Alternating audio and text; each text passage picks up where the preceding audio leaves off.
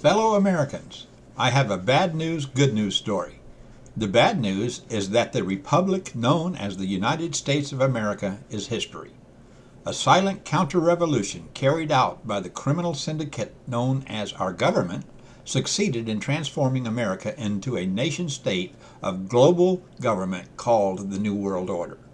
The New World Order has been defined as, quote, a world that has a supranational authority to regulate world commerce and industry, an international organization that will control the production and consumption of oil, an international currency that would replace the U.S. dollar, a world development fund that would make funds available to free and communist nations alike, and an international police force to enforce the edicts of the New World Order, end quote.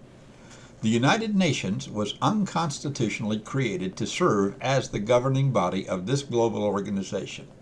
In referring to the United Nations in congressional testimony on May the 11th, 1955, Mr. Carl Ricks, a former president of the American Bar Association, stated, quote, Congress is no longer bound by its constitutional system of delegated power. Congress may now legislate as an uninhibited body with no shackles of delegated powers under the Constitution. Our entire system of government of delegated powers of Congress has been changed to a system of undelegated power without amendment of the Constitution by the people, end quote. We have seen the results of this line of reasoning in the massive power grab by Congress, the executive branch, and the courts. That's the bad news. The good news is that our nation's founders left us the tools needed to bring America home to its lawful foundation. Our challenge is to use some common sense. We must begin by agreeing America's problem is that too many people have known things that should be done but failed to act on them. Each of us must realize that not acting to counter the overreach of government is, in fact, helping them accomplish their plans. More good news is that there is a plan to take our country back.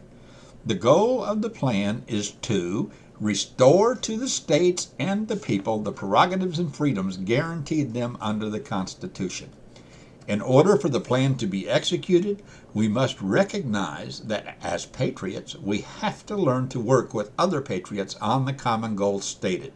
We do not have to abandon our individual efforts on other things, but unity on the goal is absolutely vital. The plan I'm talking about is now being launched by the Patriot Network Initiative at www.thepni.org. Go to www.thepni.org. Check it out and volunteer to be a part of taking America back.